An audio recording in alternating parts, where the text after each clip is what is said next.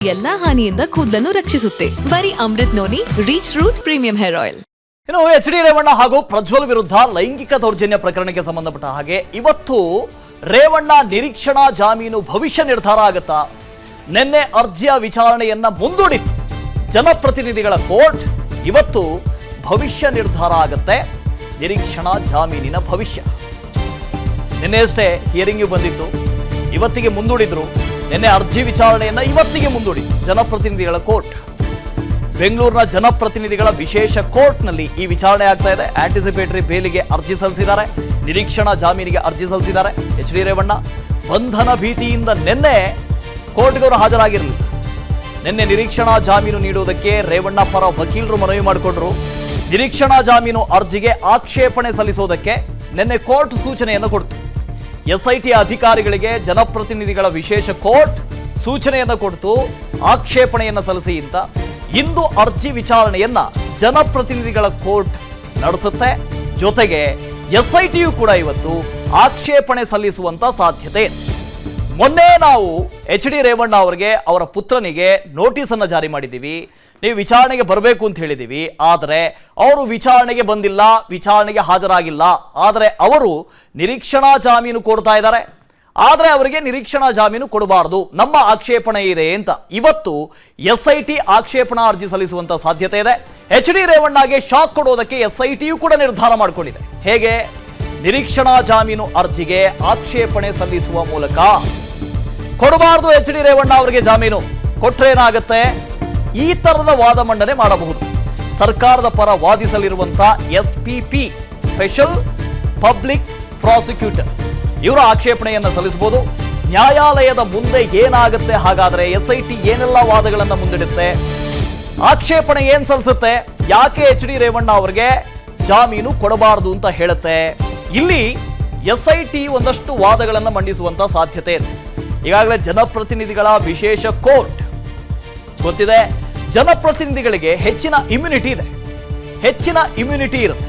ಹಾಗಾಗಿ ಈ ಕೋರ್ಟ್ ಜಾಮೀನು ಕೊಡುವ ಸಾಧ್ಯತೆ ಬಹಳಷ್ಟು ಕಡಿಮೆ. ಬಹಳ ಸೂಕ್ಷ್ಮವಾಗಿರುವಂತಹ ಪ್ರಕರಣ ಇದು, ತುಂಬಾನೇ ಸೂಕ್ಷ್ಮವಾಗಿರುವಂತಹ ಪ್ರಕರಣ. ಕೇವಲ ನಮ್ಮ ರಾಜ್ಯ ಮಾತ್ರ ಅಲ್ಲ, ಆಗಲೇ ಹೇಳಿದೆ, ಜಗದ್ವಿಖ್ಯಾತಿಯನ್ನು ಪಡೆದುಕೊಂಡಿದೆ ಅಂತ.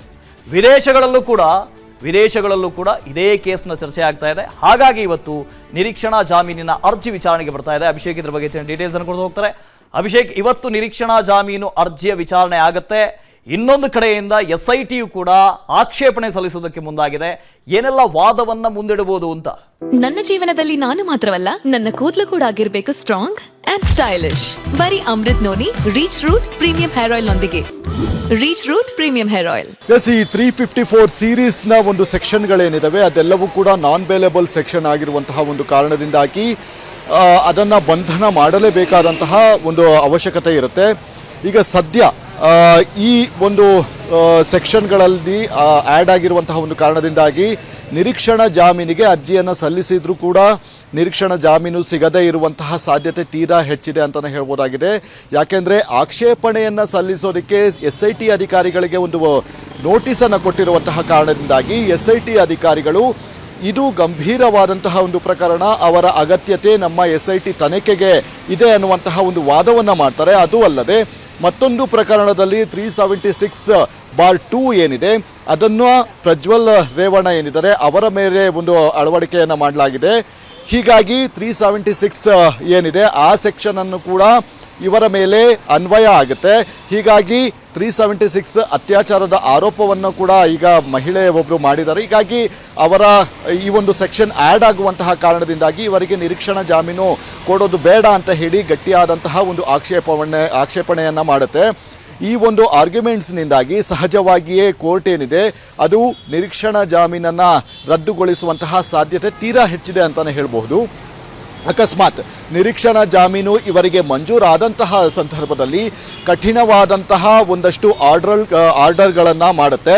ನಗರವನ್ನು ಬಿಟ್ಟು ಹೋಗಬಾರ್ದು, SIT ಅಧಿಕಾರಿಗಳು ಏನೇನು ತನಿಖೆಯನ್ನು ನಡೆಸ್ತಾರೋ ಅವರಿಗೆ ಸಂಪೂರ್ಣವಾದಂತಹ ಒಂದು ಸಹಕಾರವನ್ನು ಕೊಡಬೇಕು ಮತ್ತು ಅವರು ಯಾವಾಗ ತನಿಖೆಗೆ ಕರೀತಾರೋ ಅಗತ್ಯ ಇದ್ದಂತಹ ಸಂದರ್ಭದಲ್ಲಿ ನೀವು ಅವರಿಗೆ ಒಂದು ಸಪೋರ್ಟನ್ನು ಮಾಡಬೇಕು. ಹಾಗೂ ಸ್ಪಷ್ಟವಾಗಿ ಒಂದು ಏನು ಹೇಳಿಕೆಗಳೇನಿದ್ದಾವೆ ಅದೆಲ್ಲವನ್ನು ಕೂಡ ಮುಚ್ಚುಮರೆ ಇಲ್ಲದೆ ನೀವು ಕೊಡಬೇಕು ಅಂತ ಹೇಳಿ ಒಂದು ಆದೇಶವನ್ನು ಕೂಡ ಹೊರಡಿಸುವಂತಹ ಒಂದು ಸಾಧ್ಯತೆಗಳು ಕೂಡ ಇದೆ. ಹೀಗಾಗಿ ಇಲ್ಲಿ SIT ಅಧಿಕಾರಿಗಳು ಯಾವ ರೀತಿ ಆಕ್ಷೇಪಣೆಯನ್ನ ಸಲ್ಲಿಸ್ತಾರೆ ಅನ್ನೋದ್ರ ಮೇಲೆ ರೇವಣ್ಣ ಅವರ ಒಂದು ಬಂಧನದ ಭವಿಷ್ಯ ನಿರ್ಧಾರ ಆಗಲಿದೆ ಅಂತಾನೆ ಹೇಳ್ಬೋದಾಗಿದೆ. Vasudev. Okay, thank you Abhishek. ಅನುಕ್ಷಣದ ಸುದ್ದಿಗಳಿಗಾಗಿ Vistara news YouTube channel subscribe ಮಾಡಿ. ಹೊಸ ಸುದ್ದಿಗಳ ನೋಟಿಫಿಕೇಶನ್ಗಾಗಿ ಬೆಲ್ ಐಕಾನ್ ಕ್ಲಿಕ್ ಮಾಡಿ. ಲೇಟೆಸ್ಟ್ ಅಪ್ಡೇಟ್ಸ್ಗಾಗಿ www.vistaranews.com ವೆಬ್ಸೈಟ್ಗೆ ವಿಸಿಟ್ ಮಾಡಿ. ಅಂಗೈಯಲ್ಲೇ ಜಗತ್ತಿನ ಸುದ್ದಿ ತಿಳಿಯಲು Vistara news Kannada app download ಮಾಡಿ.